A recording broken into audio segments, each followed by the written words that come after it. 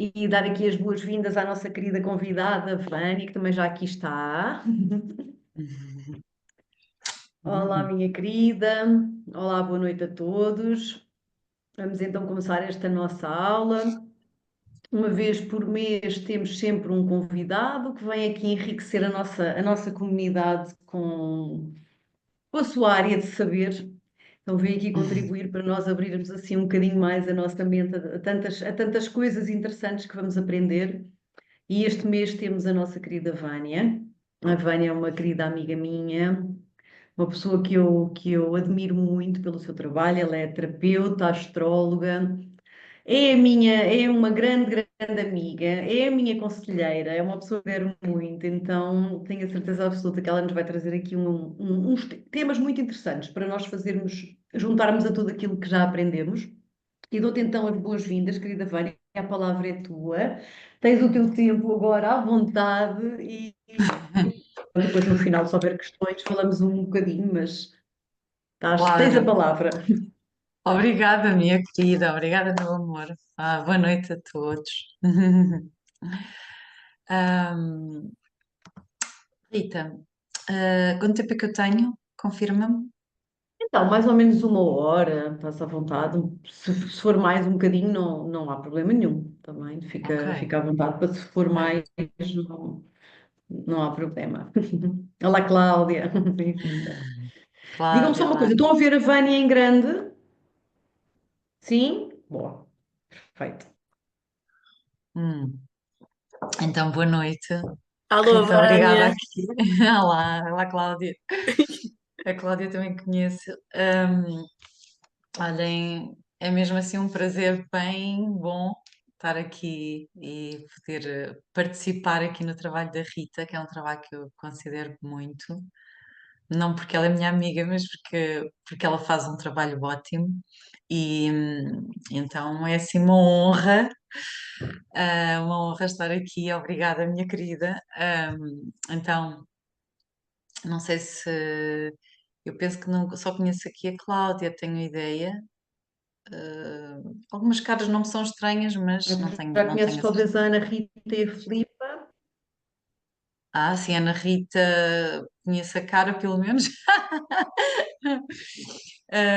Sim. Então, a Filipa, não estou aqui a ver. A Filipinha ainda não chegou, mas também Ok, ok, ok. já, acho que já a Ok. conheces também, dos Então, retiros. ok, sim. Eu acho que ainda não conhecia a Ana Rita pessoalmente. Eu tenho ideia que não. Pois não, Ana Rita, acho que não, acho que não. Eu acho que nos cruzarmos na feira alternativa, talvez. Pode ter sido, sim, pode ter sido. Então, como a Rita disse, eu sou astróloga, há mais tempo do que sou terapeuta. E então eu sou terapeuta transpessoal e terapeuta energética e estou a terminar aqui uma especialização também em terapia para pré e perinatal e terapia para bebés, que é a mesma formação. Ahm, Porque é uma área que me interessa muito, o início de vida e este início porque talvez se nós começarmos a investigar na nossa vida pessoal, este nosso começo talvez seja o que tenha mais impacto inconsciente, depois na nossa vida futura. Ou seja, tudo o que é a vida pré-natal, a fase da gestação, tudo o que é a forma como nós nascemos, vão desencadear, o nascimento desencadeia um padrão de sobrevivência, porque nós nascemos com vida, não é? E então nós tendemos a repetir toda a sequência do nascimento ao longo da nossa vida, principalmente quando começamos coisas, quando vamos para um trabalho novo, quando iniciamos uma relação, quando mudamos de vida por alguma razão, ou seja, cada vez que há um início ou um reinício, nós estamos a ativar aquele padrão. Isso às vezes é, às vezes é a explicação que nós encontramos para, por exemplo, uma pessoa ter necessidade de se sentir em perigo para se sentir viva, por exemplo, não é? Ou para se sentir segurança. Isto pode ter uma explicação na forma de uma forma de nascer que de alguma forma pode ser muito traumática. Há, há especialistas desta área que consideram que todos os nascimentos são traumáticos. E de alguma forma nascer é difícil, não é? É uma transição difícil, não só psíquica e espiritual, mas também física, porque o bebê tem que atravessar todo o canal vaginal, tem que se contorcer todo, portanto, passa por, no meio de todos dos ossos da mulher, que é doloroso, então por isso é que os bebés nascem com aquela cara de quem recebeu muita tareia, porque realmente pode ser bastante traumático. Então, eu vou começar por aqui. Eu penso que já sabem qual é o tema que eu venho trazer, não sabem? Ok. Que é um bocadinho relacionar as fases de desenvolvimento ou o desenvolvimento da infância e o impacto que vai ter depois nos adultos, não é? Na vida adulta. Eu preparei um PowerPoint, Rita, que eu não vou pôr já, mas eu depois achas que eu consigo partilhar ou se calhar peço-te ajuda, não é? Não sei fazer isso. Só se te puser aqui como administradora ou alguma coisa assim. Acho que é anfitriã. Acho que me podes pôr Ok, como anfitriã. ok. Eu, Precisa eu tenho. já ou posso ir vendo como é que isso se faz? Pode ir vendo, não, pode ir vendo. Tens que ser tu, estou aqui a ver. É fácil. Isso não, acho que é nos participantes, qualquer coisa assim. Então, então esta fase, podemos começar por aí. Nós fazemos assim um resumo de toda a nossa existência, fazendo assim um resumo de toda a nossa existência. Nós passamos de um estado de não-vida, não é? Em que nós não estamos aqui a viver, podemos dizer, na nossa casa espiritual, no mundo espiritual, onde tudo é amor, não é? Tudo é fusão, tudo é união, é amor incondicional. É deste estado de puro, de amor puro que nós vimos, e nós vamos fazer o primeiro sacrifício, obrigada Rita, vamos fazer o primeiro sacrifício, que é encarnar, fazer o processo de encarnação e de descida à matéria. Então, ao fazer isto, né, nós, a alma, quando nos estamos a aproximar do nosso corpo, nós começamos a entrar em contacto com o campo energético e com o campo e com a história familiar, portanto, com toda a nossa história, a história da nossa família, a história da nossa ancestralidade. Então, começamos a entrar em contacto com a dor, não é? Toda esta aproximação. Portanto, começamos-nos a afastar daquele estado de amor divino e de pureza. Então, ao entrar em contacto e entrar em ressonância com isso, nós já começamos a perceber-nos para aquilo que nós vimos, não é? E então, a forma como nós somos recebidos, a forma como nós somos amparados e que somos acolhidos, vai nos ajudar neste processo de transição. Mas tudo isto vai ter impacto, ou seja, nós podemos dizer que o bebê vai sentir, desde antes da própria concepção, a forma como a intenção de ser ou não ser recebido ou bem recebido. Portanto, o facto de nós termos sido planeados ou não termos sido planeados vai ter um impacto. Se quando for descoberta a nossa gravidez ou não foi, pode desencadear uma resposta traumática também. Portanto, há a forma como se deu a própria concepção, o estado do pai, o estado da mãe, portanto, tudo isso vai ter um impacto muito precoce e é muito interessante porque depois há estudos feitos, não é? Perante vários padrões de pessoas que foram desejadas, de tentativas de aborto, e há padrões que se repetem, e há processos que se repetem nestas pessoas que têm estas vivências. E depois a própria gestação é uma fase pré-verbal, E é durante a gestação que o nosso corpo está a ser formado. Então, tudo o que acontece à mãe, principalmente à mãe, porque nós, quando estamos na barriga dela, no útero dela, estamos em fusão total com ela, portanto, nós deixamos de estar numa fusão com o mundo espiritual e passamos também a estar neste espaço entre vidas, não é? Que é dentro do útero, então há uma fusão que acontece, uma passagem para um estado fusional, mas com a mãe. Então, tudo o que a mãe sente, tudo o que a mãe vive, tudo o que a mãe ouve, experiencia, é sentido sempre como nosso. Então, nós estamos também a ativar padrões que são nossos, mas também padrões que são familiares. Claro que nada disto acontece por acaso, não é? Portanto, nós nascemos também ali, também com um determinado propósito, não só pessoal, mas também familiar e também ancestral.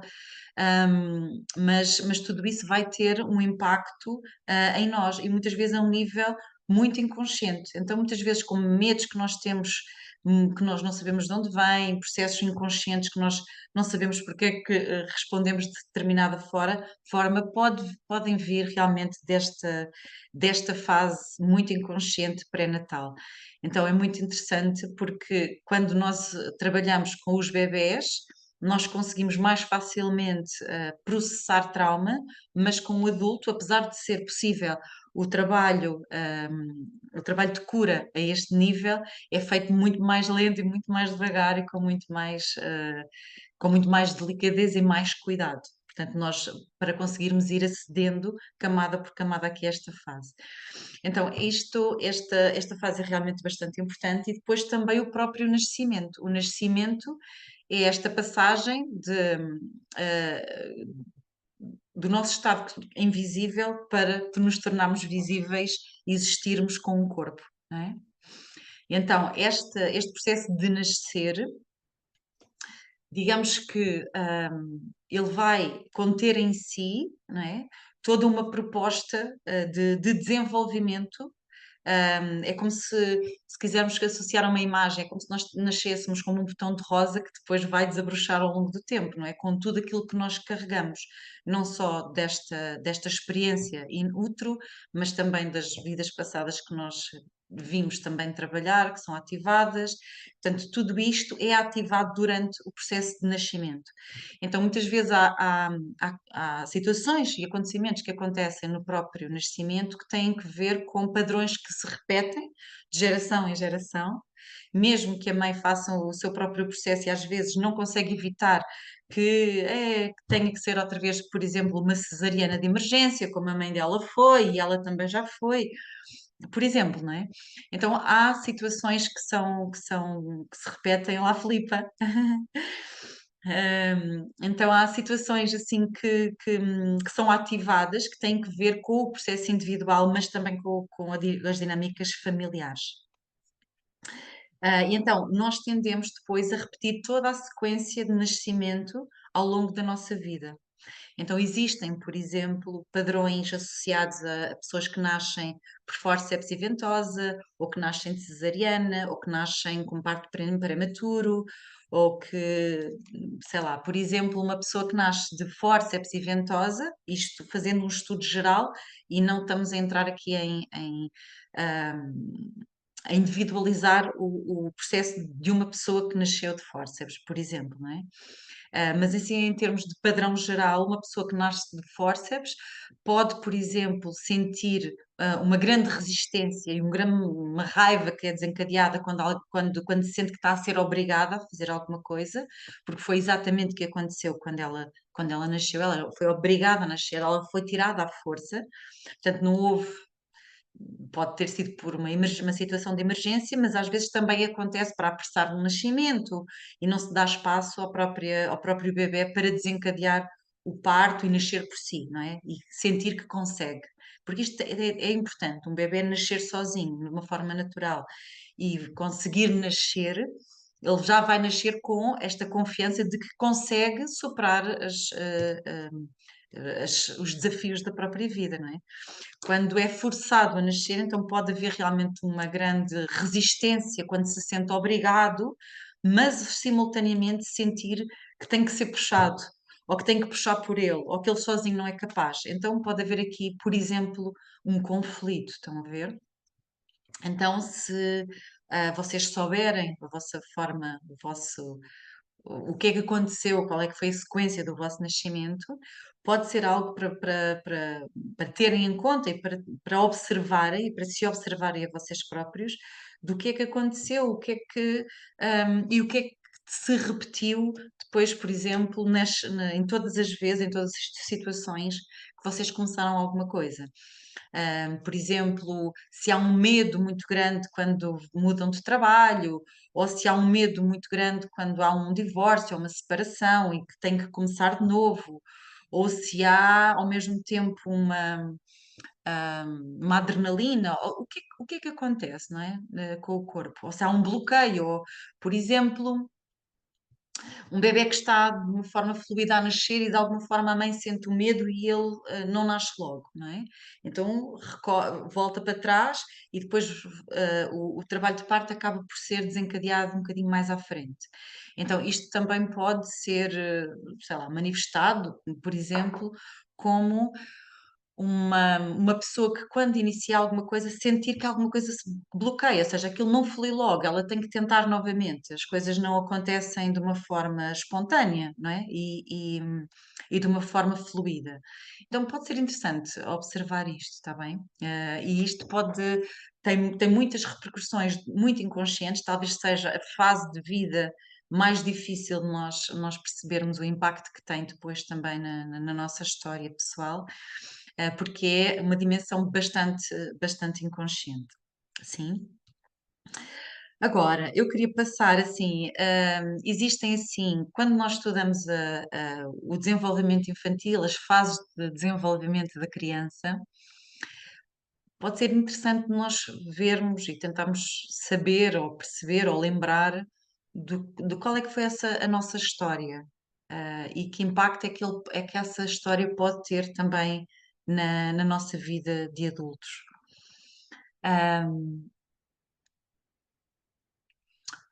Há sempre várias coisas que nós precisamos de ter em consideração, está bem? Eu agora punha o PowerPoint, posso pôr, Rita? Eu acho que já consigo, não é? Acho que já consigo.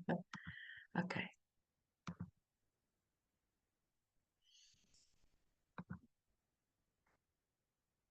Ok, eu vou ter que interromper aqui porque eu tenho sempre que fazer aqui um truque no meu computador. Ok, não sei se deu.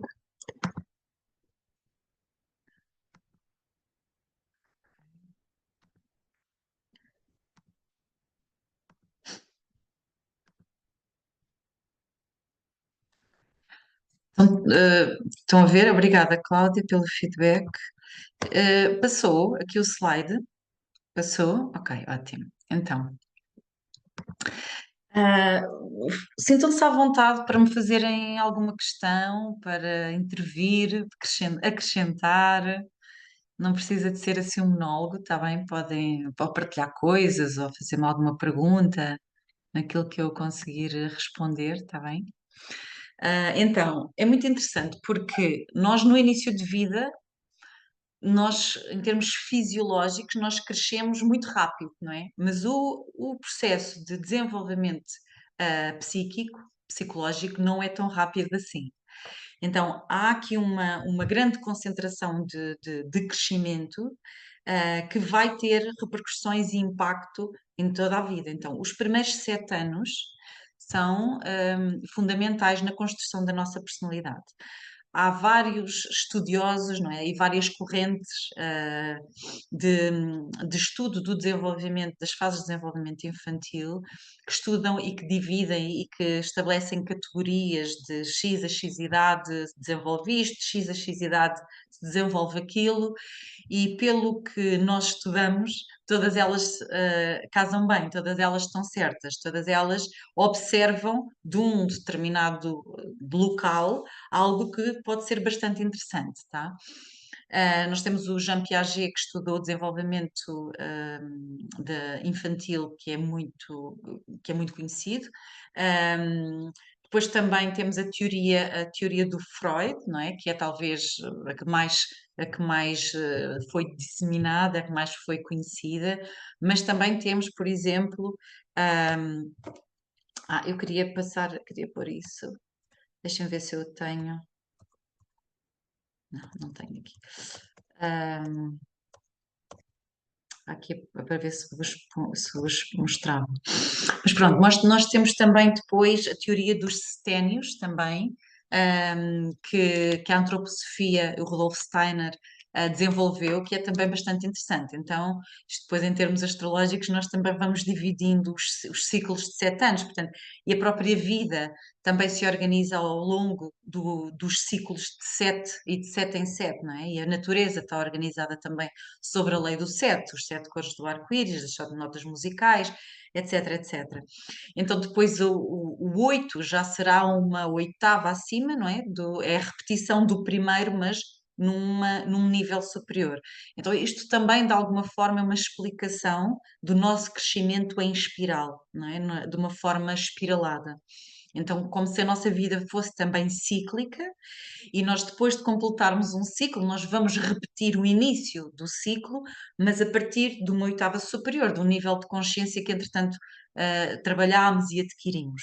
Então, o próprio início de vida acaba por ser isso, ou seja, é como se fosse este primeiro ciclo de construção da personalidade e estas várias fases de desenvolvimento vão servir de chão, de apoio, de ancorador para a fase seguinte. Então, se nós, por exemplo, não tivermos um início de vida bem estruturado, bem sustentado, bem vivido, bem securizado, pode haver depois um comprometimento da fase seguinte. Tá? Então, nós podemos dizer que nos primeiros 7 anos de vida nós construímos a nossa personalidade. Não quer dizer que depois ela não possa ser trabalhada, se na adolescência nós não podemos também corrigir determinadas falhas ou determinadas faltas que nós tivemos na primeira infância. Portanto, claro que sim, que chegamos a adultos e trabalhamos com a nossa criança interna e fazemos terapia e fazemos as coisas com a Rita.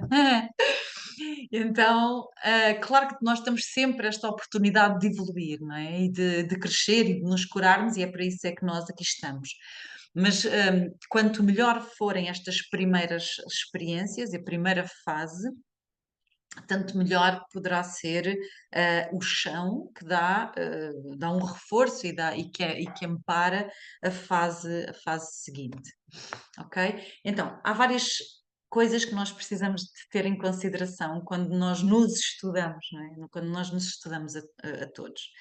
Uma coisa é o nível de consciência que nós trazemos, ou seja, o nível de consciência que cada alma traz. Portanto, nós, nós não estamos aqui a tentar fazer uma competição de quem é mais evoluído e quem é que é menos evoluído, mas sem estarmos aqui a falar de diversas fases e níveis de evolução que todos nós temos, não é? Não porque andamos numa competição, mas porque também nós evoluímos individualmente, mas também evoluímos individualmente para podermos também evoluir como grupo, não é? Como alma grupal, e nós também nos apoiamos e nos puxamos uns pelos outros, por isso é que as pessoas que mais evoluem depois voltam e de alguma forma também se entreajudam perante as pessoas que ainda não aprenderam determinada temática, por exemplo, não é?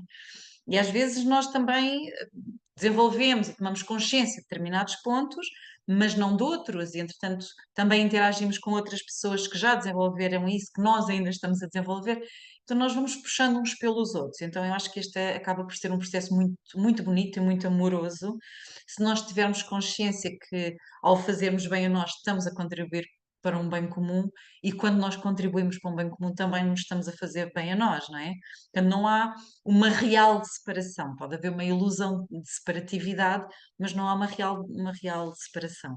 Então, quando nós estamos a trabalhar com pessoas ou quando nós estamos a olhar para o nosso próprio processo, nós às vezes percebemos que, meu Deus, esta pessoa teve uma infância tão traumática e ela não tem traumas. Então, há muitas coisas que podem acontecer. Aliás, isto é um mundo que eu começo a me entusiasmar, isto nunca mais tinha por onde findar, não é? Mas uma das coisas que pode ajudar que a pessoa não fique traumatizada é ter uma relação de conexão. O próprio Gabor Maté, uma das coisas que ele ensina é que para haver trauma é porque não há conexão. Uma pessoa que viveu um episódio potencialmente traumático, ou seja, o que causa trauma não é o acontecimento em si, mas a resposta que a pessoa desenvolve perante aquele acontecimento.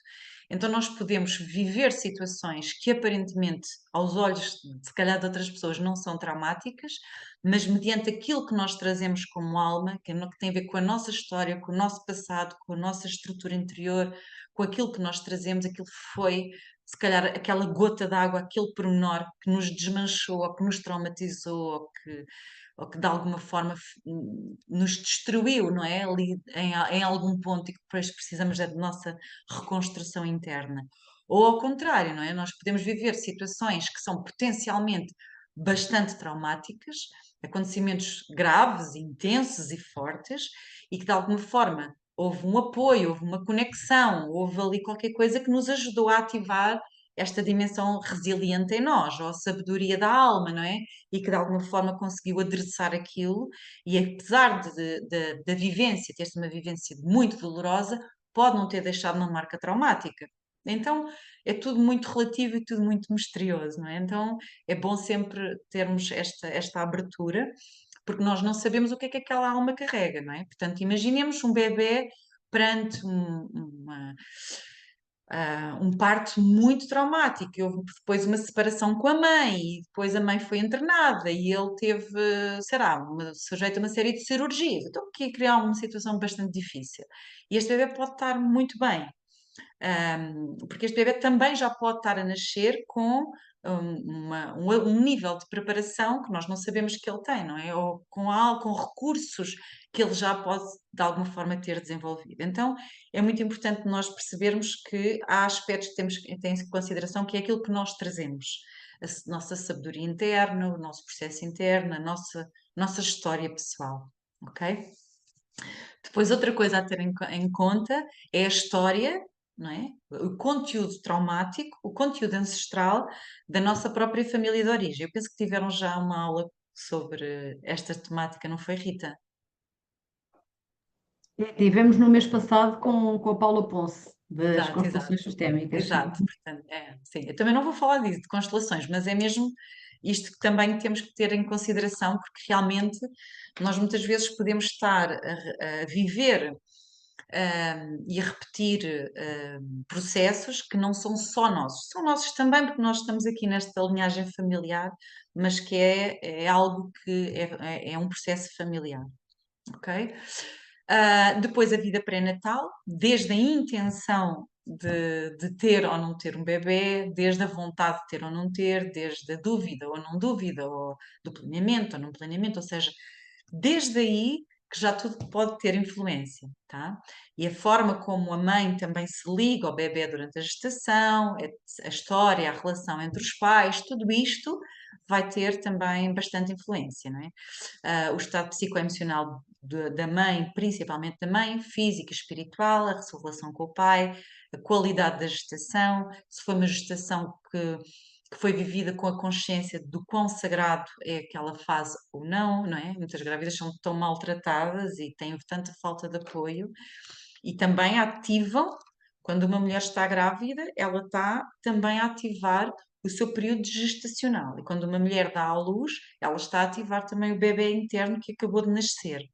Então, dar apoio à mãe é também dar-lhe apoio neste processo de ativação de toda esta fase precoce e que ela está também a ter uma oportunidade de curar por ela própria e também para com o seu bebê.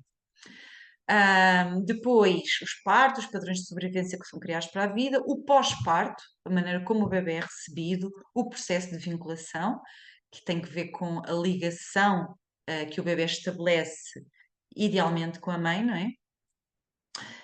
E que pode iniciar-se até antes da gestação. Há mães que começam a sentir que há alguém que quer vir ou que há uma alma que precisa de encarnar, portanto, isto pode começar bastante antes. O trabalho de cura dos pais, as suas competências pessoais, o processo pessoal, o processo de cura, o processo, terapia se fazem ou não fazem, etc, etc. A qualidade do próprio casal, o suporte familiar, económico e social. Tudo isto vai ter impacto, não é? E vai fazer diferença na vida de de uma criança, de um bebê e na nossa própria vida. Então, digamos que todo este contexto importa, ok? Então, quando nós falamos de criança interna, nós estamos a falar de duas dimensões da criança interna. E estou a dizer isto a partir do pressuposto que vocês já ouviram falar do que é a criança interna, não é? Eu penso que alguém que não tenha ouvido, que não saiba. Se Ok. quiser só resumir assim rapidamente, Sim, para o caso sim, de haver algum. sim. Ok, obrigada, Rita. Então, a criança interna tem que ver com. Nós temos várias crianças internas, com todas as idades que nós passamos, portanto, existe. Só que há algumas que são mais marcantes, não é? Ou que de alguma forma nós sentimos mais, que tem que ver com as crianças internas que estão feridas, que tem que ver com os nossos próprios processos de trauma ou de dor ou de dificuldade que nós vivemos na infância e que de alguma forma nos podem ter ferido e que podem ter, sei lá, um dos processos é de ficarem colapsados, não é? Aquele processo de desenvolvimento fica congelado ali e nós não desenvolvemos, não amadurecemos aquela dimensão. Então é como se houvesse uma criança que chora, que grita quando uma necessidade não é satisfeita, em adulto, por exemplo, não é? O meu namorado não me está a dar atenção e isto pode acordar em mim uma rejeição paterna, por exemplo. Ou o meu namorado foi passar uma semana de férias e eu sinto-me profundamente abandonada. Então, isto pode não ser uma realidade, mas eu vou sentir como uma realidade e isto vai-me abrir aquela ferida. Isto não é para me castigar, é também é uma oportunidade para eu olhar que crianças internas em mim, ou seja, que feridas ligadas à infância é que são acordadas. Então, as crianças internas têm que ver com isto, portanto, a criança ferida ou as crianças feridas que surgem perante determinadas situações e principalmente nas relações interpessoais, não é? Porquê? Porque as relações interpessoais vão acordar, vão ativar as primeiras relações que nós temos, que são com os nossos progenitores, não é? Com o pai, com a mãe, porque nós somos seres interdependentes. Mas também a criança sábia ou a criança divina, que é a dimensão em nós que nasce ainda com a sabedoria intacta, não é? Esta dimensão que nasce com uma grande conexão espiritual e com a conexão à essência. E quando nós falamos que as crianças são autênticas, são espontâneas, são elas próprias, são verdadeiras, é esta dimensão de sabedoria. Então é como se nós, ao longo da vida, nós vamos nos adaptando ao mundo e vamos esquecendo, esta essência que nós somos, não é? Esta alegria que nós somos, esta sabedoria, esta autenticidade. Então nós vamos criando máscaras, vamos criando mecanismos de defesa, vamos nos adaptando de forma a podermos caber num seio familiar que por ele também tem uma história de dor, não é? Então, para podermos ser acolhidos, para podermos ser vistos, para podermos ser amados, então nós podemos e tendemos todos a desvirtuar-nos de alguma forma, não a perdermos a ligação, mas a construir camadas e camadas e camadas e camadas de não ser, de não autenticidade, que depois nos podem afastar desta fonte de vida e de alegria que é simbolizada pelo que existe no nosso coração, pela nossa essência, não é? Pela capacidade de amar. Então, a alegria de uma criança é a alegria que nós também temos em potencial, o entusiasmo, a brincadeira, tudo isso são expressões do amor, são expressões desta sabedoria interior. E é para ali que nós depois, em adultos, temos esta responsabilidade, se dissermos que sim à vida, de resgatar, de nos resgatarmos, de relembrarmos a nossa verdadeira natureza. Então, a criança sábia ou a criança divina, a nossa essência, não tem como morrer, tá? Então, se vocês alguma vez se sentirem assim, a atravessar a noite escura da alma, ou um processo muito difícil, onde não encontram sentido, onde não encontram, onde só há escuridão, onde não há emoção, onde nada sentem, lembrem-se que a essência não tem como morrer. Ela pode estar sufocada e estar a precisar de. Nós podemos estar a precisar de despir estas camadas de peso e de lealdades familiares e de responsabilidades extra e de exigências e de reconstruções que serviram como mecanismos de defesa que nos foram úteis, não é? Para nós não colapsarmos e aguentarmos aqui andar, mas que a partir de uma determinada altura deixam de ser úteis e começam a sufocar. Então, às vezes pode também não ser interessante nós abandonarmos de vez os mecanismos de defesa, mas pode ser interessante nós irmos reforçando e redescobrindo quem somos, para podermos chegar ao ponto em que já não precisarmos destas defesas, destas construções, destas máscaras. Ok, então, desculpem, aqui. A cada fase de aprendizagem, nós vamos desenvolvendo determinadas competências, tá? Então, nós no início de vida desenvolvemos determinadas competências e depois, a determinada idade, nós completamos supostamente aquela aprendizagem que vai servir de base para aprender as competências seguintes e assim sucessivamente, não é? Como se estivéssemos a ir construindo degraus, não é? Dentro de nós, ou estruturas que se vão apoiando umas às outras e que permitem este desabrochar.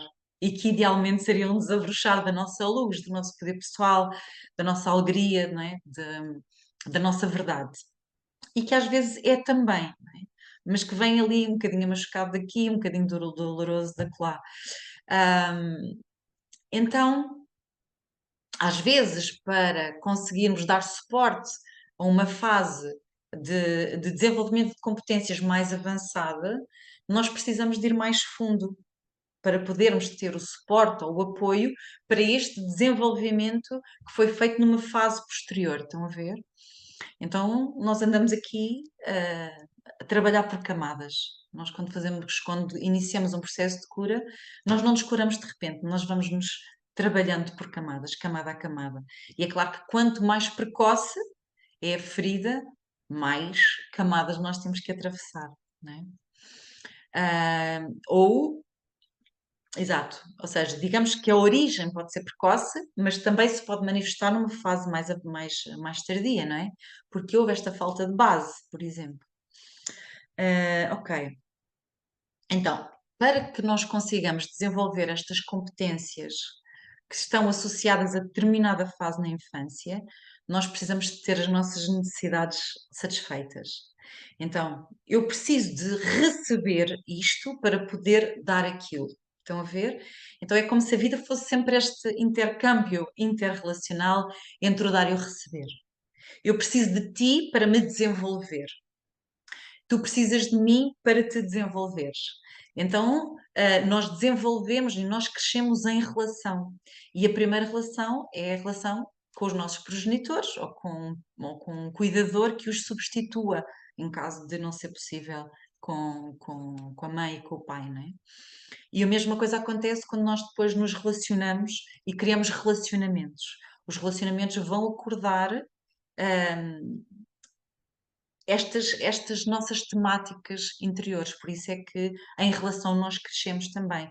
Ou potencialmente crescemos quando queremos olhar para aquilo que nos faz reagir, para as nossas dimensões inconscientes, para aquilo que o outro nos acusa, se é verdade, se não é verdade, o que é que ele provoca em mim, que emoções são estas, Então, tudo isso podem ser pistas de crescimento pessoal e de cura pessoal. Claro que dá trabalho, mas dá trabalho e custa e dói, não é?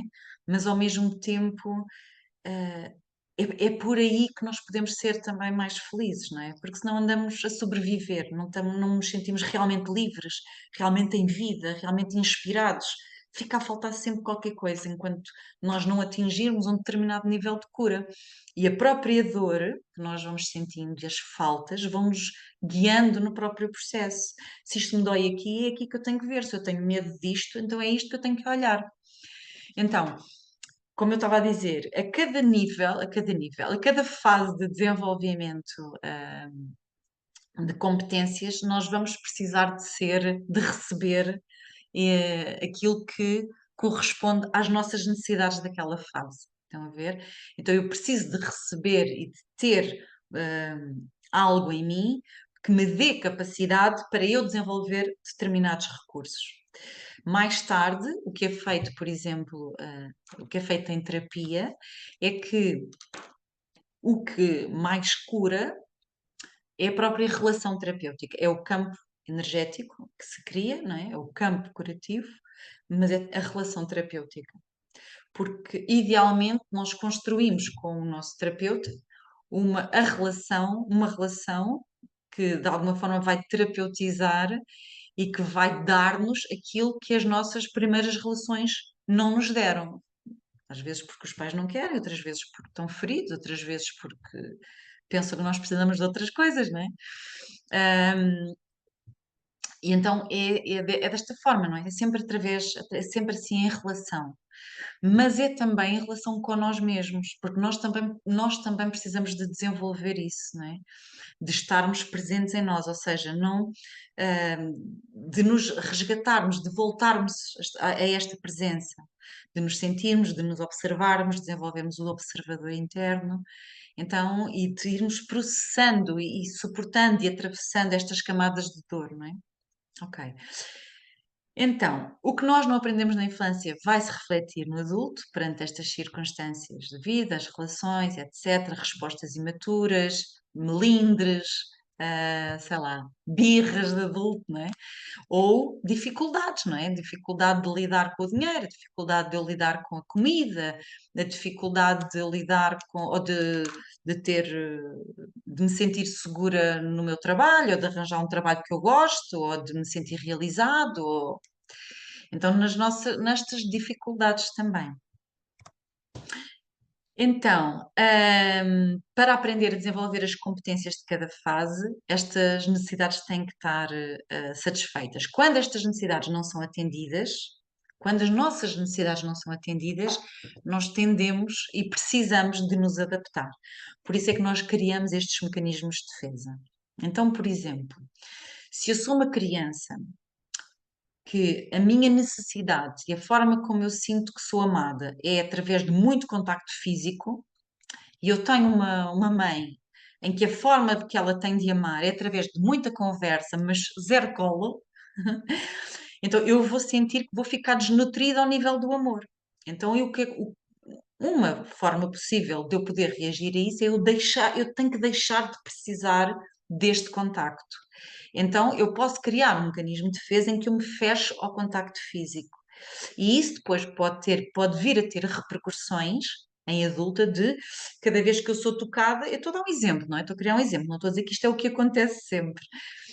Cada vez que eu sou tocada, não vai ser confortável para mim, porque me vai lembrar desta falta que eu tive, que é uma falta precoce e que está arrumada no meu inconsciente para eu não sofrer. Estão a ver? Então, aparentemente, eu sou uma pessoa fria que não gosta de contactos, nem de beijos, nem de colo, nem de abraços, nem nada disso. Estão a ver? Ok, então, estas nossas formas de adaptação também vão dar origem a uma coisa que nós estudamos depois em psicologia, psicoterapia, que tem que ver com as estruturas de caráter. Não são. Não tem que ver com os transtornos de personalidade, que aí é alguma coisa que já tem que ver com mesmo um problema, não é? Maior, mas que tem que ver com uma estrutura interna que eu vou desenvolver para compensar isso. Então, que de alguma forma também tem a ver comigo, mas é uma forma, mas que me faz viver de uma forma mais desviada do meu melhor potencial. Estão a ver? Então, por exemplo,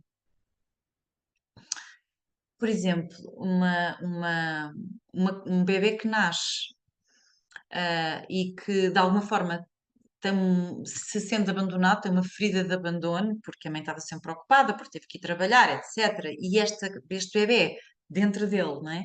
Tinha esta necessidade de muita presença, ele pode ativar aquilo que ele traz, não é? Que é esta uma ferida de abandono.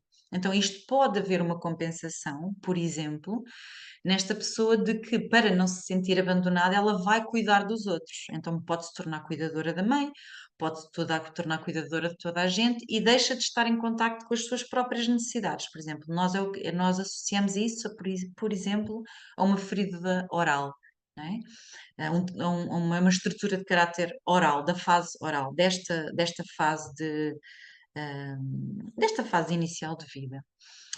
Então, isto pode-se manifestar como estas pessoas que têm este superpoder de eu não preciso de nada nem de ninguém, mas eu dependo dos outros para cuidar deles, não é? Então eu estou sempre atenta e torno-me uma cuidadora, mas sou muito independente. Eu não posso depender, mas ao mesmo tempo é uma dependência, não é? Mas depois de um processo de cura, eu posso desenvolver uma espécie de superpoder associado a esta minha ferida oral, que tem que ver realmente eu amparar e estar para o outro, mas a partir de um lugar já de alguma forma mais consciente e não tão ferido, estão a ver? Por exemplo, não é? Então, cada ferida e cada problema, vá, que nós associamos a ter, também pode tornar-se um recurso, não é? Isto é o arquétipo do curador ferido, que nós estudamos na astrologia, mas que também estudamos na vida real, não é? Então, quando nós lidamos com as nossas próprias feridas, aprendemos a lidar com elas e elas também se podem tornar recursos para podermos participar no mundo. Então, o Freud e a psicanálise, não é? Portanto, ele desenvolveu esta teoria do desenvolvimento psicossocial na infância, portanto, ele dividiu em 5 estágios, não é? Isto dando este exemplo de uma divisão que vocês podem estudar e aprofundar se quiserem. Portanto, o oral, que foi esta primeira fase, não é? O anal, fálico, a latência, genital. Eu não vou andar aqui, deixem-me só ver aqui o tempo que eu tenho. Já passou quase 1 hora, Rita. Meu Também Deus. perdemos muito tempo ao início, fica tranquila. Deixa-te Ok, estar. ok, obrigada. E não vamos passar por estas fases todas. Queria mesmo concentrar aqui nestes primeiros 7 anos. E depois também é muito interessante a teoria dos sténios, se vocês quiserem pesquisar, se não tiverem conhecimento disso, também é muito interessante. E outras teorias, não é? Então, desde o nascimento até aos 18 meses, portanto, esta fase muito precoce, nós temos 2 fases aqui, que é a fase ocular, portanto, a própria gestação e os primeiros 10 dias de vida, e a tal fase oral, não é? Porque é a fase oral porque está muito associada aqui à boca, não é? Depois, se vocês quiserem explorar, o Reich, ele também desenvolveu o nosso desenvolvimento de coraças musculares que estão associados a determinadas fases. A primeira coraça é aqui, portanto, durante esta fase ocular, a segunda é aqui junto da boca. Então, quando nós acumulamos muita tensão aqui, ou nesta zona aqui, pode estar associado a feridas, a dores, a problemas, a transtornos desta primeira fase de vida. Então, vocês podem ver se tem muita tendência e tem muita tensão no maxilar, etc. Porque isto depois é muito interessante, porque nós podemos relacionar isso com as temáticas físicas do corpo. O corpo também tem muita memória, tem muita sabedoria, também nos dá muita informação. Às vezes nós fazemos muito processo de cura, muito através do corpo, tá? Então, a competência a desenvolver nesta fase é o próprio vínculo. É através do vínculo que é o sentirmos seguros e confiantes na vida. E para nós nos sentirmos seguros, isto é a base de tudo, não é? Para nos sentirmos a segurança e a confiança na vida, eu vou já ver aqui o chat, vou já ver, pronto, que é para não. Ok, ok, Rui, sim. Então, para nós nos sentirmos seguros e confiantes, o processo de vinculação, de nos ligarmos a outro ser humano, portanto, que nos ajuda a fazer este processo de transição, é muito importante. O desenvolvermos uma relação de dependência onde nos sentimos seguros. Esta é uma fase de muita dependência. Nós dependemos da mãe para tudo, para comer, para dormir, para nos ajudar a gerir emocionalmente, não temos capacidade de gestão emocional, não temos capacidade de tirarmos a roupa se tivermos calor ou de nos acalentarmos se tivermos frio, não temos esta capacidade de nos acalmarmos sozinhos, apesar dos bebés muitas vezes são deixados a chorar, eles não se estão a acalmar sozinhos, eles estão só a cansar-se e isso não lhes está a fazer bem nenhum. Então, estas necessidades precisam de ser satisfeitas, estas necessidades de segurança, não é? Portanto, o dormir, o ser acolhido, o ser alimentado, a presença materna, o poder estar dependente, o poder ser dependente durante esta fase, esta vinculação segura vai criar esta segurança e esta estabilidade emocional e vai nos dar recursos para podermos construir relacionamentos no futuro, que sejam, de alguma forma, seguros, ou seja, relações de dependência ou de interdependência, mas não esta dependência de eu dependo do outro para ser feliz. Não, uma interdependência segura, em que eu conto com o outro conta comigo, e há aqui um lugar seguro, não é? E de respeito e de maturidade. Só a partir dos 6 meses é que o bebê se começa a separar progressivamente da mãe até aos 3 anos. Portanto, até aos 6 meses é como se fosse sem um só. Tá? Às vezes há decisões internas que acontecem nesta fase de o que é que eu preciso de fazer para ser cuidado e não sofrer com este vazio. Preciso de chorar muito, preciso de ficar calado, preciso. O que é necessário fazer? Quando esta fase fica comprometida, portanto, este vínculo não é protegido, porque a mãe foi internada, porque a mãe teve uma cirurgia, porque a mãe teve deprimida no pós-parto, ou porque a mãe não teve apoio, ou porque havia muitos conflitos com o pai, ou seja, a mãe não está disponível para o bebê. Portanto, isto são coisas que podem comprometer este processo. Ou a mãe não desejava aquela gravidez, ou a mãe não está nem aí, ou a mãe não se sente preparada e pronto, de alguma forma não está bem, ou teve que ir trabalhar logo. Então, quando isto pode comprometer este processo de vinculação. E quando isso fica comprometido, nós vamos sentir o mundo como um lugar inseguro. Então, vamos desenvolver um estado de alerta, vamos desenvolver um medo de perder. Depois há várias coisas que nós podemos desenvolver, portanto, há vários estilos de vinculação que nós podemos ter e que eu gostaria de voltar aí. Assim, muito rapidamente, a próxima fase corresponde à fase anal, portanto, desde o desmame até aos 3 anos, se a criança foi desmamada antes dos 3 anos. Então, a competência aqui a desenvolver já tem que ver com a autonomia. Então, como eu tenho uma boa vinculação, como eu pude ser dependente e me sinto seguro, eu agora, a partir dos 18 meses, já começo a andar, já começo a falar, já começo a querer ir explorar a sala, já que consigo, já quero ir explorar as gavetas da mãe, já desapareço da vista dela, já quero ir começar a explorar o mundo. Estão a ver? Então isto está muito ligado àquela fase em que as crianças fazem muitas birras e atiram-se para o chão, porque começam a desenvolver e entrar em contacto com a sua vontade. Elas ainda não têm capacidade para fazer uma gestão emocional, portanto, elas ainda vão precisar de um adulto seguro para as ajudar a lidar com a frustração, a lidar com este próprio processo, não é? Mas é uma fase em que elas aprendem a dizer não, dizem muito não, e também começam a aprender a ouvir a dizer não, não é? Está muito ligado ao controle dos esfíncteres nesta altura, não é? Que tem que ver com os processos de largar e agarrar, ok? Então começam a explorar, a comunicar, a desenvolver autonomia, etc, etc. O que é que pode comprometer esta fase?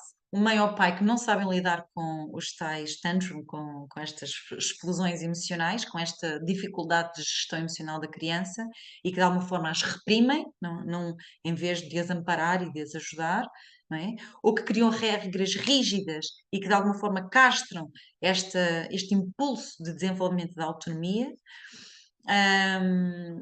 E esta expressão natural da criança, portanto, que vão privilegiar a obediência, que vão privilegiar a dependência, não deixa estar que eu faço, não mexes nisso que tu partes, não atires a comida para o chão, não, tu agora não podes sair daqui, não sai de si, pronto, não faças isso que podes cair, que podes, não corras, não isto, não aquilo, não é?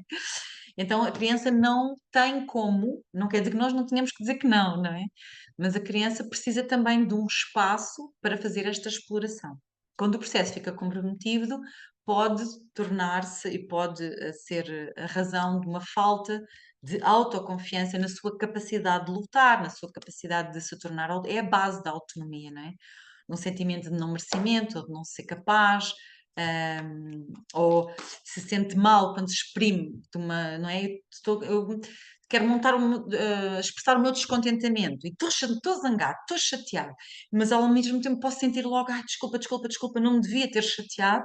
Então pode haver aqui este conflito interior, porque houve uma repressão, houve um castigo, não é? Entre aspas, ou literal, durante uma manifestação de frustração, que eu posso em adulta ter esta dificuldade também.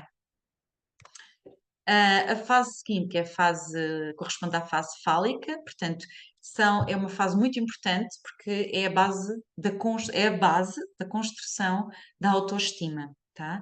É nesta primeira fase que se começa que as crianças começam a explorar o corpo, começam a mexer nos genitais, começam a desenvolver esta noção do que é prazeroso, começam a identificar-se com o próprio género, a diferenciar o que é um bom comportamento, o que é um mau comportamento, o que é bom e o que é mau para si, então, e a relacionar-se com os outros, não é? E saber o que é que precisam de fazer para conseguirem o que querem, fazer os olhinhos ao pai, darem os beijinhos à mãe, e começam a ter as consequências, não é? De quando têm um mau comportamento, os pais não gostam, quando têm um bom comportamento, têm um prémio, então começam aqui a diferenciar entre o bom e o mau. Então, o que é que elas precisam? De ser reconhecidas nas suas qualidades e não só repreendidas perante os erros e perante as coisas que fazem mal, não é? Precisam deste apoio parental construtivo, precisam de se expressar, ter iniciativas. O que é que pode comprometer? Progenitores, pai, mãe, avós, que só critiquem, que travem de alguma forma esta exploração e a própria relação com o corpo, que tenham uma preferência pelo género que a criança não é, que haja um excesso de castigo, ou um excesso, uma rigidez perante o comportamento, supostamente o mau comportamento, os comportamentos negativos em detrimento daquilo de bom e de bem que a criança faz, portanto, é como se ela não fosse vista nas suas qualidades e ela pode, que também crescer em ambiente disfuncional, não é? Ou ser ridicularizado, ai, agora só quer é beijinhos, ai, por amor de Deus, ai, agora só quer é não sei o quê. Então pode ser ridicularizado nestas necessidades, ou então as necessidades estarem a ser ignoradas e ela pode não se sentir valorizada, vista, reconhecida. Então, isto pode resultar depois numa má relação com o corpo, e com a própria sexualidade, pode resultar depois numa dificuldade de estabelecer intimidade com os outros, a pessoa pode crescer, não é? E depois em adulta sentir que tudo aquilo que faz não é suficiente e sentir uma vergonha quando se expressa ou quando está a ser ela própria, porque há um medo de não ser amada, e não ser vista e reconhecida por aquilo que é, não é? Desculpem, esta vergonha de ser autêntico, não é? Porque nunca se sente o suficiente, então pode haver depois o desenvolvimento de um excesso de autocrítica e de estar sempre a criticar os outros também, porque aprendeu a olhar para o que está negativo, para o que a não dar valor àquilo que ela própria tem, então ela depois pode tender a repetir, não é? Porque as crianças aprendem por repetição, pelo exemplo. Outra coisa também que pode comprometer esta fase, não é? Que tem que ver com o excesso de responsabilidade por coisas irreais. Por exemplo, a fazerem a criança sentir-se responsável. A tua mãe está triste por tua causa. O teu pai não fala comigo porque tu fizeste uma birra. Então, elas podem sentir-se responsáveis, as culpadas, por coisas que não têm que ver com uma responsabilidade real. Então, isto também pode originar depois um adulto que se responsabiliza pelos outros, pelos processos dos outros, por responsabilidades que não são reais, tá? Dos 6 aos 12 anos, vou passar aqui muito por alto, mas tem que ver com o início de começar a desenvolver estas competências sociais, que depois na adolescência se desenvolve mais ainda, não é? Fora do seio familiar, portanto, o começar a pertencer a um grupo, ter os amiguinhos, etc., não é? Que depois vai ter consequências também nas relações grupais do adulto. As necessidades de ajudar a desenvolver a disciplina, a persistência, a levar as coisas até ao fim, como é que pode desenvolver um trabalho, expressar-se no mundo, desenvolver autoconfiança naquilo que faz, ok? Então, o que é que pode comprometer? Nesta fase que a criança começa a precisar de se focar fora de casa, se houver uma crise familiar, ela não tem como, não é? Os pais que se separam, o desemprego da mãe, o pai que está deprimido, então pode fazer com que a criança fique com um foco muito familiar e o processo de começar a sair, de começar a ter este contacto social pode ficar mais comprometido, está bem? Isto depois pode manifestar-se nesta dificuldade de estar em grupo, na dificuldade de se expressar perante grupos, falar em público, dificuldades de socialização, está bem? Então, vou concluir aqui com estas questões do processo de vinculação, que é um processo que pode começar ainda antes da gravidez, mas idealmente durante a gestação, em que a mãe pode começar já a lidar e a ligar-se ao bebê e a sentir o bebê. E há mães que sentem o que é que o bebê quer, o que é que ele precisa, o que é que ele está a sentir, se assustou, se está a dormir, então, porque está bastante ligada a ele. Então é um processo que pode começar logo a acontecer durante esta fase, coisas que facilitam o processo de vinculação, além desta fase de gestação, e quando a mãe também fala com a barriga, não é? Que a mãe põe a mão, que a mãe conversa, que a mãe pode dizer ao bebê: eu estou irritada, mas não tens nada a ver com isso, é uma coisa só minha. Isto são coisas que ajudam e que funcionam, sim. Mas depois o que é que ajuda? No próprio nascimento, durante o parto, o contacto pele com pele logo, ah, principalmente na primeira meia hora de vida, portanto, o bebê não ser levado para ser pesado, nem limpo, nem nada, mal o bebê nasce, ser posto logo no peito da mãe e poder, idealmente, começar logo a mamar, porque ele começa. Se permitir que isto aconteça, o bebê vai procurar o seio materno e começa logo a mamar. Então, esta primeira meia hora é fulcral, é muito importante. Claro que quando há um processo de vinculação que fica comprometido, nós podemos trabalhar o resgate desta vinculação, portanto, é possível fazer, mas isto realmente, se puder ser feito, tanto melhor.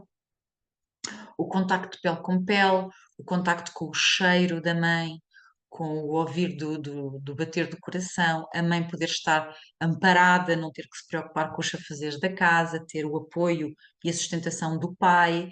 Então, tudo isso é algo que pode proteger esta fase, não é? Então, nós perante este processo e a vinculação que nós tivemos com as nossas mães, nós desenvolvemos um estilo de vinculação que nós tendemos a reproduzir depois, mais tarde, nos nossos relacionamentos. Então, há uma vinculação segura, que é que está, que é boa, mas há três estilos de vinculações inseguras. Então, há três coisas, há três manifestações possíveis, não é? Então, há a vinculação insegura ambivalente, ansiosa, que é quando estas necessidades da criança de colo, de mamar, de conversa, de ser escutada, de ser mudada, de ser amparada, etc., as suas necessidades são atendidas de uma forma inconsistente, umas vezes são, outras vezes não são. Então a criança confia, mas afinal não pode confiar, mas afinal liga-se outra vez, mas afinal não se pode. Então isto está aqui uma ansiedade e uma ambivalência. Então, a minha mãe está aqui tão bom, mas ela de repente pode-se ir embora e isto pode causar esta tal ansiedade. Então, isto depois em adulto pode desencadear estes processos de eu estou numa relação, mas eu tenho muito medo que o outro se vá embora, tenho muito medo de ser abandonado, tenho muito medo de perder o outro. Então eu ando sempre atrás dele, ou controlo, ou ligo, ou telefono, ou gostas de mim, ou preciso de provas de afeto, não é? Pode haver aqui este susto, esta ansiedade, este alerta. Está, mas não está. Então, o mundo é visto como um lugar imprevisível. De repente, tudo pode mudar. De repente, estou aqui tão bem e de repente ele descobri e ele vai-se embora de um momento para o outro, abandonou-me. Porque depois estes processos, enquanto não são trabalhados, podem tender a repetir-se realmente nos relacionamentos porque ativam as nossas próprias feridas, porque nós tendemos a atrair aquilo que nós estamos a emitir, não é? Aquilo que nós estamos a vibrar. Então, é muito comum, por exemplo, perante uma pessoa com uma vinculação insegura ambivalente, atrair uma outra pessoa com uma vinculação segura evitante. E uma pessoa com uma vinculação segura evitante tem uma mãe que de alguma forma negligenciou, rejeitou, não estava. Então ela já sabe que não pode querer, não pode contar. Então ela vai se sentir segura, ou digamos que de um mal menor, se eu não me ligar, se eu não me vincular, se eu ficar em contacto comigo mesma, eu estou mais segura. Então, quando eu estou numa relação, eu tenho dificuldade em criar um vínculo. Claro que eu vou estar em relação porque eu preciso desse vínculo, porque nós somos seres interrelacionais, mas eu vou ter uma dificuldade de me abrir, de me vulnerabilizar, de contar com. Então é muito comum atraírem-se estes dois estilos de vinculação, porque eles ativam-se nas suas próprias feridas. Então a pessoa com um estilo ambivalente anda atrás da evitante, e a evitante anda a fugir da ambivalente. Então elas próprias se ativam nos seus processos de dor e de cura também, não é? A vinculação desorganizada é talvez a mais difícil, porque pode ter uma história de violência, de abuso, então pode ser, há aqui muito medo, há algo mesmo destruturante que pode precisar aqui de um cuidado extra, não é? Há aqui uma dificuldade depois de empatia, podem ter dificuldade em sentir-se merecedores de amor. E então é isso. Ritinha, olha, assim dentro, assim muito rapidamente, queria só perguntar se querem fazer alguma pergunta. Olha, eu por acaso tenho aqui uma pergunta, Hum. que é quando tu falas em vinculação nesta última fase, esta vinculação é sempre e só associada à mãe? Ou seja, a vinculação, falo aqui na última fase, mas esta vinculação reporta-se ao início de vida. Por excelência, idealmente seria a mãe. A mãe é realmente, naqueles primeiros anos de vida, digamos, a pessoa mais importante na vida de uma criança. Digamos que aqueles 2 primeiros anos de vida, digamos que o pai é o apoio da mãe, não é? Portanto, porque é dentro da mãe que o bebê cresce, então idealmente sim, mas às vezes falta a mãe, ou porque a mãe não Pois está, era, porque a mãe era nesse morreu, ou sentido. Exatamente, por exemplo, do caso da mãe morrer, não é? Que o pai sim, substitui, embora o sim, bebé não pode. tenha sido gerado fisicamente dentro daquela figura, Claro, é e é possível. possível criar-se vinculação com o pai também, não é? E mesmo que haja uma mãe, é possível criar-se uma relação de vinculação com o pai. Mas é normal que nesta primeira fase, havendo mãe, a necessidade de vinculação seja ali, não é? Uhum. Agora, não E não havendo, a havendo criança mãe, o vai. bebé pode ter as suas necessidades de vinculação estabelecidas por outro, se for logo, imagina, por um pai ou por um avô ou por alguém que lhe dê, ou... Idealmente, se tiver quem substitua, ou seja, o ideal digamos, para que o trauma seja minimizado, é haver sempre alguém em quem a criança pode contar. Às vezes é uma avó, com quem ela se possa vincular, com quem ela possa sentir-se segura, com quem ela possa desenvolver, pronto, o mundo, vá, a vida foi tramada, foi difícil, mas há uma alternativa, há uma solução. Mas eu penso que é sempre importante ver a perda da mãe, a perda de, sabes, essa falta, que é muito impactante, sim. Mas é uma forma de compensar, claro que sim, uma forma de cura, não é? E às vezes a cura não pressupõe que o problema não esteja lá. Podemos, nós, principalmente nesta primeira fase, não é, em que temos esta neuroplasticidade do cérebro, o cérebro adapta-se, então pode ser quanto mais precoce também mais pode ajudar, não é? Olha, não tem a mãe, mas tem aquela tia. Então há uma relação de vinculação que se transfere, não é? Que se pode transferir. Sim. E aqui mais uma questão já agora, não sei se alguém tem mais, mas aproveito e pergunto já a minha, depois passo a palavra, que é o impacto das cesarianas, Uhum. que é capaz de ter, não é? Porque não é um parto natural, não é? E dos prematuros, que impacto pode ter a criança nascer bastante antes do seu tempo e ela não nascer de parto natural e ser de cesariana? Olha, é tudo estudado. Olha, há padrões, não é? Estudados para os vários tipos de parto. Só que, por exemplo, se tu fores trabalhar a tua gestação e o teu nascimento, podes nascer cesariana, ou nascer cesariana e nós temos particularidades diferentes, não é? Há coisas que podem ter tido um impacto em ti que a mim não tiveram, etc. Há a diferença entre ser uma cesariana eletiva ou uma cesariana de emergência. Há uma diferença, não é? Portanto, quando é uma cesariana eletiva, o bebê tende a sentir-se mais evadido, porque há uma invasão, ele está no espaço seguro dele e há uma mão que chega e que o arranca cá para fora, não é? Então, tendencialmente, o bebê vai se sentir invadido, vai se sentir colapsado. Muitas vezes são pessoas que depois, em adultos, precisam de acordar, não é? Porque aquilo é muito traumático, e então podem se sentir colapsados ou esta tendência a dissociar. Porque de repente entraram ali, não é? Naquele espaço natural, podem se proteger muito também, não é? Mas quando é uma cesariana de emergência, quando é um forceps de emergência, quando é algo, ao mesmo tempo que há esse sentimento de evasão, há também uma confiança na vida, do género, se isto correr mal, alguma coisa há de vir aqui para me salvar.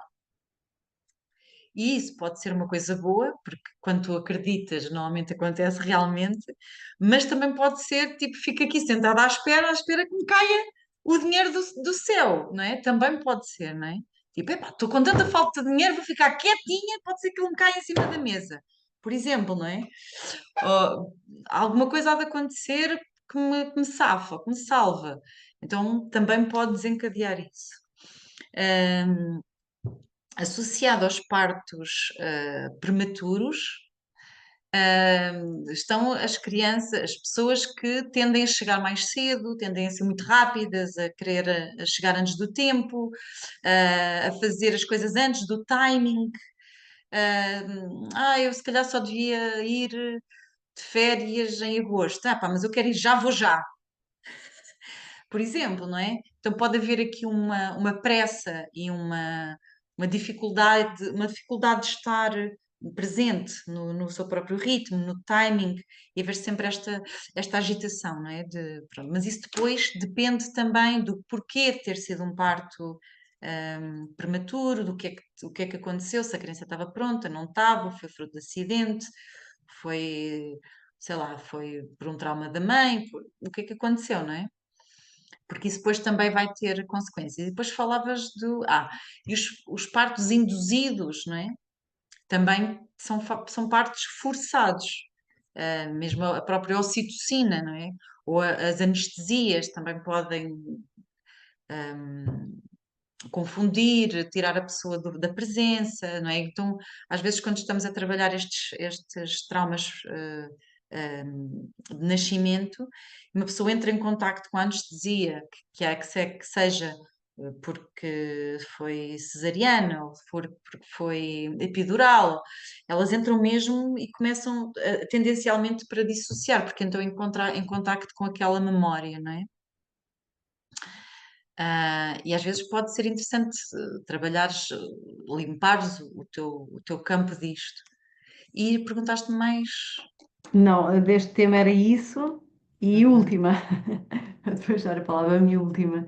É só mesmo aqui uma partilha, porque achei interessante estas necessidades da fase, de cada fase, não é?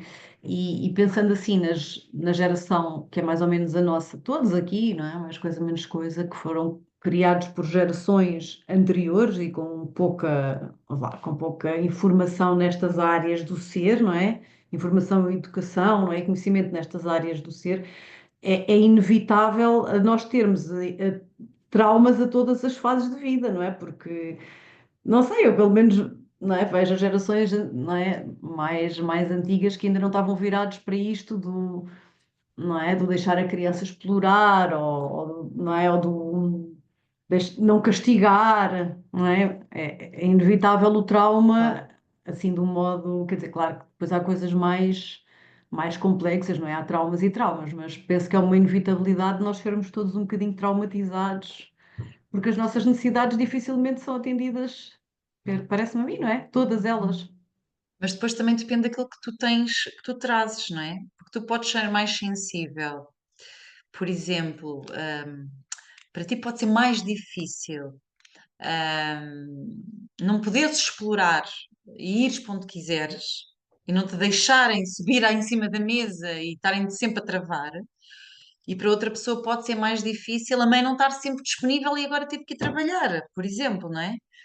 Então tu acabas por estar mais marcada também pelo aquilo que tu carregas em termos do teu próprio processo pessoal. Por isso é que se tem que ver sempre o que está fora e o que está dentro, não é? Esta relação. Porque é isso que tu estás também a ativar. Porque, por exemplo, tu podes ter uma capacidade de resiliência, eh, sei lá, não foste muito bem recebida na tua família, não faz mal, tens um sentido de missão tão grande que não faz mal eles eu compreendo isto, tu bebê, não é? Mas depois, mais à frente, o facto de não te verem, de não valorizarem as tuas qualidades, aquilo de alguma forma pode ter sido muito difícil para ti. Então, tu podes desenvolver esta questão de falta de valorização pessoal e de autoestima, ou esta necessidade de ser vista e mas ao mesmo tempo exigires muito de ti própria, não é? Então, há coisas que podem ser mais fortes para umas pessoas que outras. Portanto, a gente não tem que estar. Ou seja, e depois é a tal questão, não é? Às vezes pode não acontecer nada de especial. Imagina que, sei lá, estou a imaginar uma criança que eu conheço que a deixam explorar à vontade, mas houve aquele dia que o pai deu aquela resposta, ou que aquilo de alguma forma acordou ou marcou. Normalmente o que acaba por ter mais repercussões são os comportamentos repetidos, não é? Mas imagina que aquilo é uma ativação de um processo dela, percebes? Ou seja, é muito difícil também controlar a coisa, não é? A gente vai fazendo o melhor, olha. De algo também, quando tu dizes a ativação do processo dela, de algo que já vem de trás, não é? Que é algo que já vem de trás. Aquilo que ela já traz para trabalhar, aquilo que ela já traz em termos do seu processo evolutivo, não é?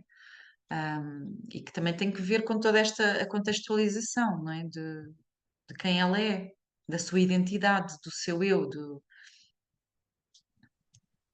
Boa, obrigada. Obrigada eu.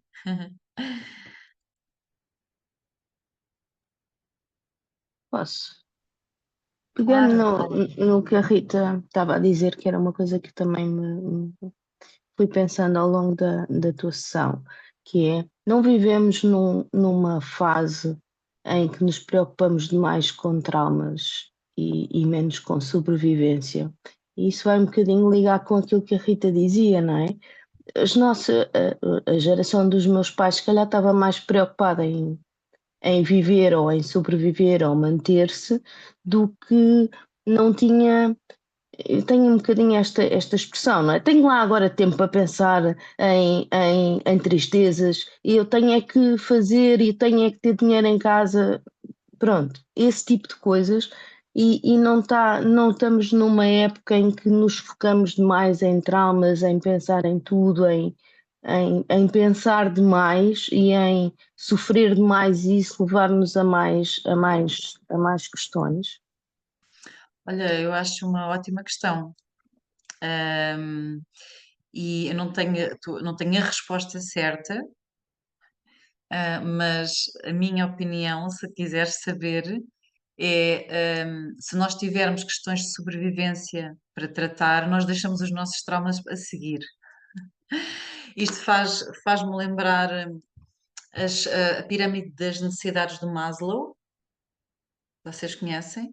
Se nós tivermos, só quando nós temos, e a mesma coisa para o processo de crescimento, só quando nós temos esta base, não é? Temos comida, dormimos, temos as nossas necessidades básicas de sobrevivência satisfeitas, então nós podemos começar a trabalhar as necessidades seguintes, das necessidades de conexão, as necessidades emocionais, etc. E quando temos estas satisfeitas, nós podemos começar a desenvolver as necessidades, até chegarmos às necessidades mais elevadas do espírito, não é? Claro que isto às vezes não é, só quando isto acabou passou de nível. Não, às vezes as coisas acontecem em simultâneo, não é? Não é porque eu agora não ando a dormir bem que eu não tenho necessidades do espírito e posso ter mais por causa das minhas faltas de necessidade, sei lá. Só porque eu sinto que as minhas necessidades espirituais não são satisfeitas, também pode ser uma consequência de eu dormir mal, não é? Isso também se pode interrelacionar. Mas, eventualmente, eu penso que nessa altura nós também vamos, ou seja, enquanto humanidade, nós também vamos vivendo fases e propostas evolutivas, não é? Então, nós temos as nossas propostas individuais e temos também as propostas transgeracionais e de grupo. E aquilo que um grupo, se um grupo vive uma extrema pobreza, eu lembro-me que eu tive familiares que não tinham casa de banho e não tiveram sapatos até não sei quando, não é? Pessoas da minha ancestralidade. Então, se eu estou a viver umas dificuldades financeiras assim, hum, eu não vou ao psicólogo, não é? Eu não vou fazer terapia, eu vou agarrar no dinheiro que eu tiver para comprar uns sapatos, ou para fazer uma casa de banho, porque senão não consigo dormir bem, ou para pôr comida na mesa dos meus filhos. E a partir daí, se eu tenho isso, então eu posso começar a crescer e desenvolver outras coisas, não é? Agora, não quer dizer que essa falta que os meus antepassados tiveram não tenha repercussões nas minhas questões de agora. Ainda que eu comece a ter outras necessidades, eu se calhar também tenho que lidar com temas sei lá, de pobreza e de escassez financeira, etc, etc, que podem vir de um passado, estás a ver? Então eu acho que não há assim uma resposta do que é de mais ou não, mas acho que é importante nós estarmos atentos e percebermos o impacto que o trauma pode ter, não é? Porque uma coisa também não se separa da outra, não é? Ou seja, o físico não se separa do espírito, o espírito está ligado ao físico, etc, etc. Perfeito, obrigada. E posso fazer mais uma pergunta? Claro.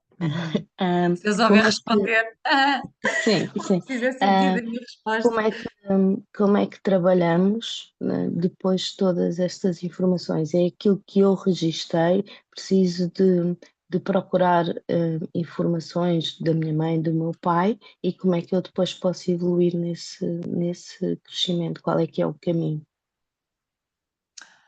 Olha, o caminho é muito individualizado, não é? O caminho vai-te sendo mostrado consoante também as tuas próprias necessidades, ou pela conversa, ou pela aula que tu ouviste agora, mas entretanto com a conversa que tu tiveste com a Rita, ou com uma dificuldade tua, ou uma dor, ou uma depressão, uma tristeza, sei lá, alguma coisa que acorde em ti e que tu de alguma forma vais procurar solucionar. Então, eu acho que esta nossa tentativa de evoluir, de superar, de solucionar, de querer viver, é também o que nos impulsiona a procurar uma solução, a procurar ultrapassarmos estas dificuldades, não é? Então, eu não sei se percebi muito bem a tua pergunta, mas o que é que tu podes fazer? Tu podes fazer muita coisa. Tu podes fazer terapia, tu podes fazer, trabalhar em termos transgeracionais, sei lá, com constelações, tu podes fazer retiros, tu podes fazer cursos, podes começar por ler livros, podes começar a ter, ou seja, podes fazer diários, podes procurar a tua história, não é? Também e perceberes o impacto que tem na tua vida, sabe? Podes começar a perceber, a fazeres um trabalho muito autodidata de investigação, mas eu penso que é sempre, sempre importante o desenvolvimento do observador interno, do que é que, ou seja, é como se mas isto é algo que se treina, não é? E claro que quanto mais o processo de cura nós vamos fazendo, mais ele fica mais presente. Mas ok, eu estou outra vez a fazer esta porcaria, mas eu estou a ver que eu estou a fazer isto. Sabes? Então, ah, começa sempre por tomarmos consciência e depois o que é que nós vamos fazer com aquilo que nós tomamos consciência, o que é que já conseguimos fazer, o que é que ainda não conseguimos fazer, porque muitas vezes nós já percebemos, mas tendemos a repetir porque está tudo muito registado nas nossas células de água, não é? As nossas respostas instintivas de anos nossos e às vezes anos transgeracionais. Então, às vezes a mudança é fácil, ou relativamente fácil, porque nós até já podemos ter vindo a trabalhar estes temas, se calhar há vidas e vidas e vidas, e nós nem sabemos. Outras vezes a mudança é difícil, às vezes são temas que são a vida toda, só que chega a um ponto que nos deixam de controlar. Mas eu sou apologista de toda a gente fazer terapia. Agora, o tipo de terapia que a pessoa vai fazer ah, depende, não é? Toda a gente fazer que possa fazer, não é? Porque há muitas formas de nós nos trabalharmos. Eu tive anos e anos e anos, não fiz terapia e trabalhei-me imenso, não é? Ah, mas, mas a terapia ajuda muito. A relação terapêutica ajuda muito. Se nós tivermos o terapeuta certo, que é escolhido, é com quem nós desenvolvemos a relação terapêutica, ah, é uma ajuda brutal, não é? É uma ajuda incrível, porque nós vamos conseguindo. Primeiro cria-se um campo de cura que começa a acontecer e começa a desencadear coisas na nossa vida, porque a vida acaba por compactuar com a nossa intenção. E a intenção é magia branca, não é? A boa intenção, porque nós não trabalhamos com má intenção, mas a boa intenção é magia branca. E quando nós colocamos a intenção, uma intenção de cura, uma intenção de mudança, uma intenção de trabalharmos num determinado sentido, as coisas começam a encaixar e a acontecer e os milagres, não é? Se nós estivermos atentos, começamos a ver isso. Então, eu não te consigo dizer, olha, o teu caminho é por aqui, eu acredito no processo terapêutico, mas tu podes dizer, eu gosto de terapia somática, eu gosto mais de uma consulta tradicional de psicologia. Olha, não, eu vou e faço meditações ativas. Não, eu gosto mesmo é nos processos de retiro, uma vez por ano, ali com a Rita, eu depois fico uns meses a processar e faço grandes processos. Ou então, não, eu preciso de um acompanhamento semanal, ou uma vez por mês, ou... Então, há muitas ofertas. Agora, o que eu acho importante, sempre, em todo o processo de cura, quando tu começas a trabalhar estas questões psíquicas, emocionais, é tu englobares todas as dimensões do teu ser. Desde o teu corpo físico, desde o corpo, o trabalho com o corpo, ou através do yoga, ou através da terapia somática, que mexe com o corpo, ou através da biossíntese, ou através Ai, agora falta-me o nome. Pronto, não interessa, já me lembro. Ou através da dança, ou através do desporto. Estás a ver? Incluires o corpo, a dinâmica emocional, mental, para tu tomares consciência, para tu perceberes as coisas, para reprogramares o teu cérebro, as tuas crenças, tomares consciência disso. A parte mental também é importante, além de, de, de todo o emocional que há para descarregar, para processar e a componente espiritual. Então eu acredito que seja bom englobar estes níveis todos. E aí também não há uma resposta individualizada, não é? Portanto, imagina que no meu processo espiritual, eu preciso de começar a fazer meditação, mas há outra pessoa que se calhar pode começar a ir à missa. não é? E a rezar o terço. Ou outra pessoa pode, no seu processo de desenvolvimento espiritual, começar a fazer caminhadas na natureza e sente que realmente aquele contacto com aquele verde amplia e religa a Deus, não é? Ou, sei lá, ou é aquele livro, ou é. Então, depende, não é? Ou a oração, ou é o acender uma vela, ou é colocar uma intenção. Depende de cada pessoa. Ok, obrigada.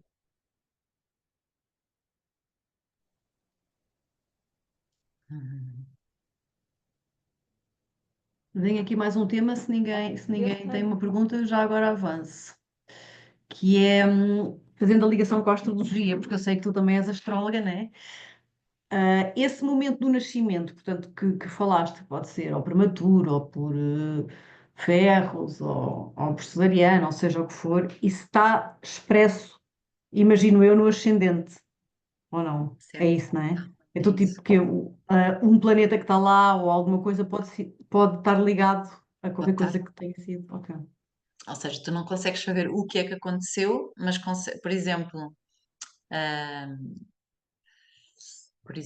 sei lá, nós temos associações de planetas com determinados acontecimentos. O Marte com cirurgias, ou o Plutão com um perigo de morte, ou Pois. o Urano com uma coisa súbita, não é? Um nascimento repentino, ou precoce, mas não tem que ser assim, não é? Já apanhei, por exemplo, um Marte no ascendente que não tinha sido nenhuma cirurgia, mas tinha sido, sei lá, um médico agressivo, ou uma mãe eh, Uhum. frustrada, ou sei lá.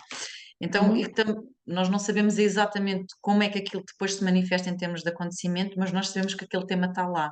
Estás a ver? Então, mesmo quando não tens planetas no ascendente, tu podes ver os planetas que fazem aspecto com o ascendente e podes ver o regente do ascendente. Aliás, quando imagina tens um Saturno no ascendente, imagina um Saturno em Touro no ascendente. Vais ver o Uhum. Saturno em Touro, mas vais ver também a Vênus, Vemos. que é o ascendente.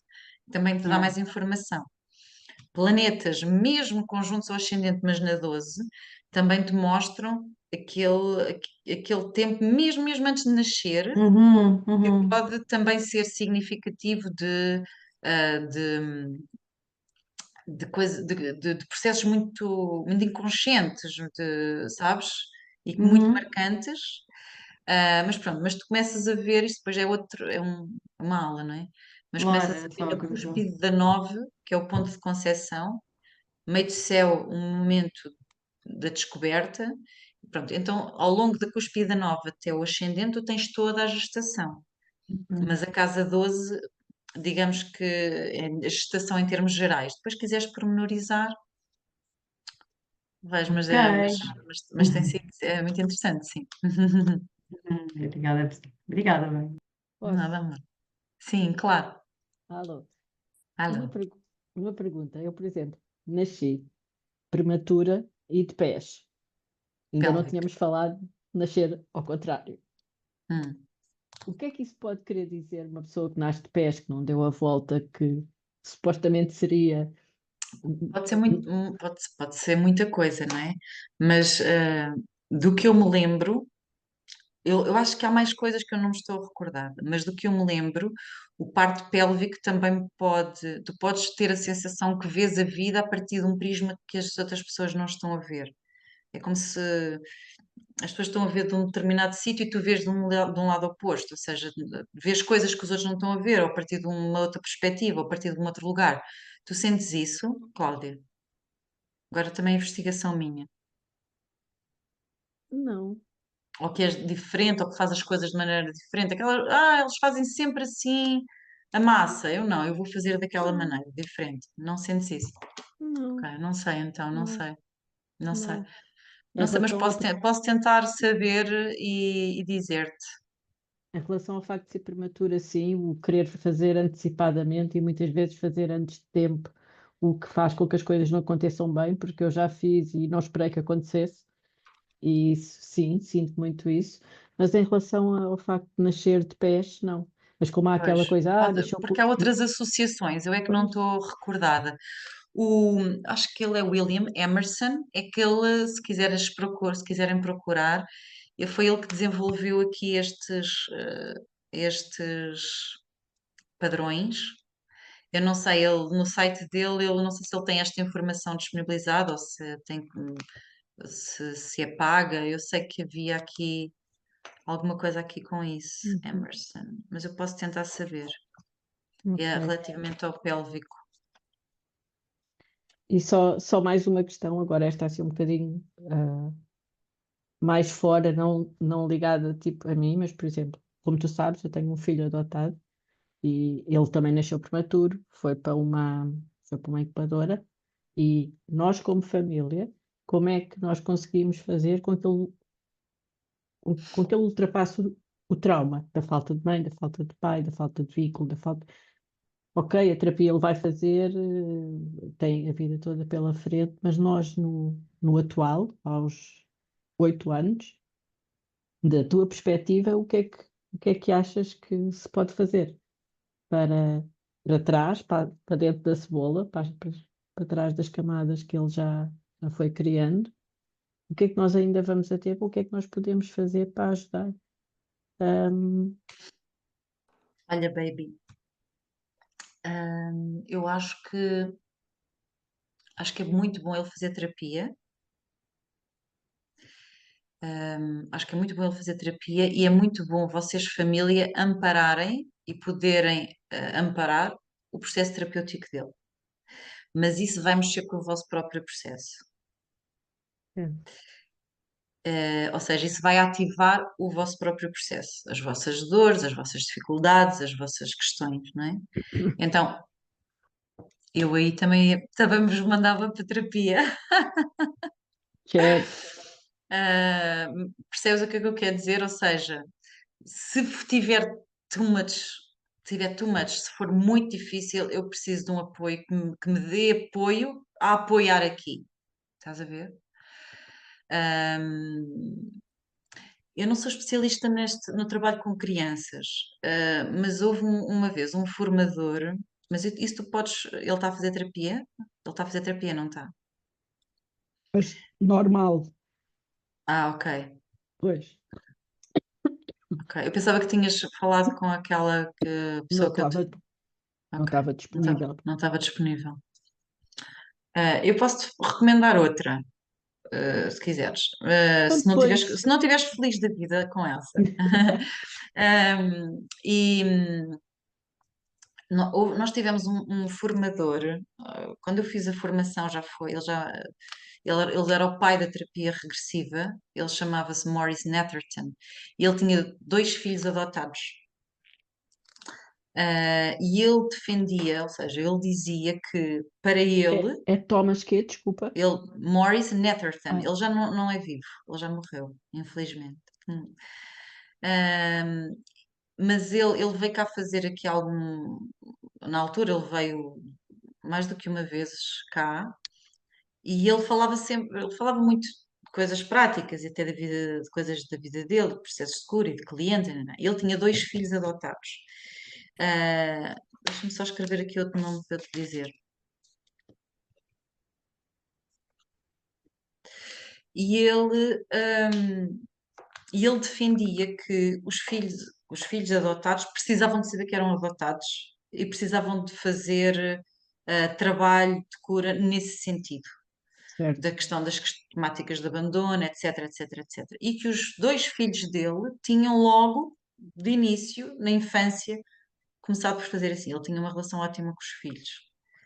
Pronto. E ele, na altura, ele falou que eles, se não estou em erro, pelo menos um deles fez terapia com a Cristina Alissa, que ela também chegou a vir a Portugal, ela é uma especialista também na infância. Eu acho que ela tem site. Não sei se ela tem alguma coisa que te possa ser útil, mas podes investigar. Ok, obrigada. Nada.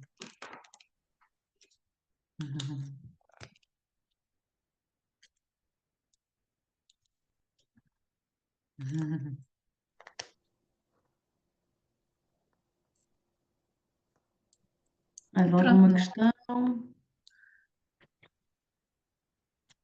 Ok. Fez-vos sentido? Foi confuso para vocês? Bom, faz sentido. Uhum. Ia-te perguntar se era possível termos os Os PowerPoints. slides. Claro que sim. Eu vou pôr aqui, Boa. sim. Envio-te já de seguida. Está Está bem. bem. Ok. Queria fazer também uma pergunta, posso? Claro, claro. Acho que sim. Queria saber, Claro. Vânia, se tu dás consultas, que tipo de consultas é que dás, se fazes terapia, Uhum. sei lá. Obrigada aqui pela deixa, Filomena. A Rita tinha-me dito, oh, Vânia, depois dizes o que é que fazes. Exato. Eu já me estava a ir embora porque eu nunca digo nada.